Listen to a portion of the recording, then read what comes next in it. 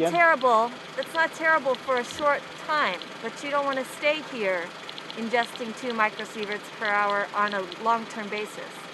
So I'm guessing these people might have gone and they're just coming to check on the dog. It's very troubling. Those of us that went in, I was there on the last day that we could legally go in, and we took out, on that day, we took out 11 animals that we really crammed into the car. I mean, literally animals on our laps and in cages, and filled we had 2 cars. We filled them with the pets that we found that were there running around the streets and obviously in distress. There's one more, there's a third one.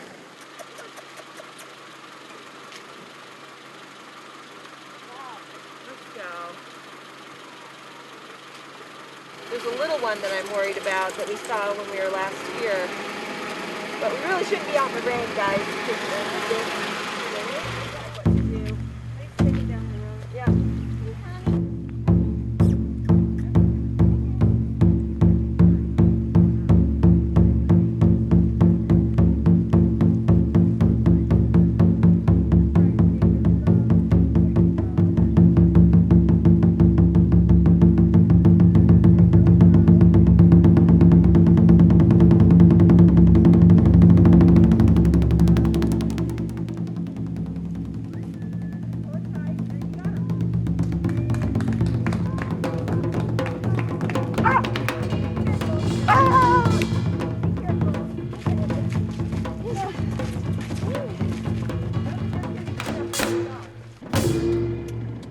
Where are we right now? We're in the 30-kilometer exclusion zone. So we're at how far in are 7.9 right now.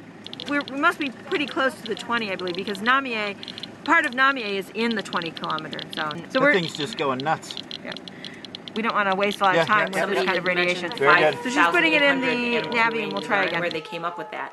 I don't know the number of pets per household, but I think you could take that number and then you could probably double it to include the cats, at least. They can be living in any of the houses. Yep. You know. Hiding anywhere. Earthquake warning. So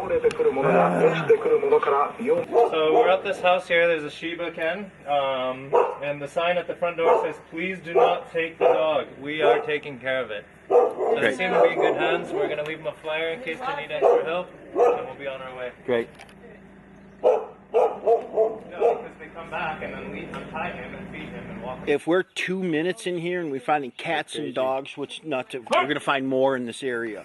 Let's do a sweep. Let's stay here. We're not heading back home yet. I'm going to go get my phone. Let's make a call. This is a hot zone that hasn't been touched yet by these people. Okay, so yeah, here's where we found a dog tied to the back of a house near the railroad tracks, right next to this apartment building that has a little red awning. You go to the back, the dog is tied back there. He is so skinny. He is skinny.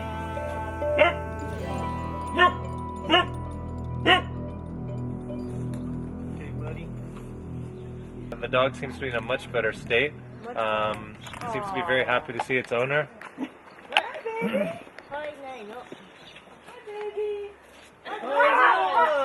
She's been coming back once a week to check out, so I imagine that it's not so close and it's very hard for her to come by. Yeah.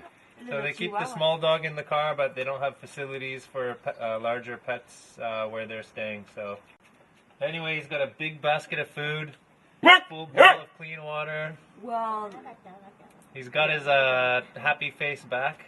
yes, Completely different from that shell-shocked expression he had yesterday. Yeah.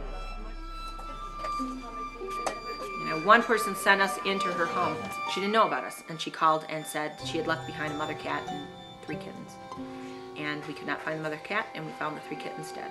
I brought that one up to say that when we went in, the house is spotless in a very Japanese style, you know, just very, very clean. But there's a cup of tea on the table, right?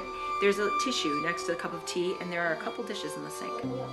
This woman was pulled away from her life very quickly. Even so, there were dishes, empty dishes, that she had obviously put out and filled with food and water. Empty dishes. But I looked around that house and I thought, she had almost no time. to do something about this. And I know there's a lot of people are very angry with people here that they left their animals behind. Imagine growing up in a society where there are no shelters. Imagine growing up in a society where people don't help you with this kind of concern. How do you know that there's anything that you can do?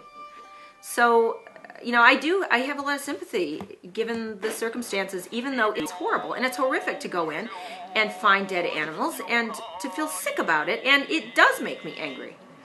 It makes me angry to have to bury dead kittens. But I think people feel powerless. They feel like they don't have a choice. Really, Katrina was what cemented this idea that, you know, the not without my pet idea, the idea that people should evacuate with their animals, and that, you know, that a law was created. Well, and that was quite recently. So I think this is what we hope. You know, we hope that we can establish that leaving animals behind is unacceptable.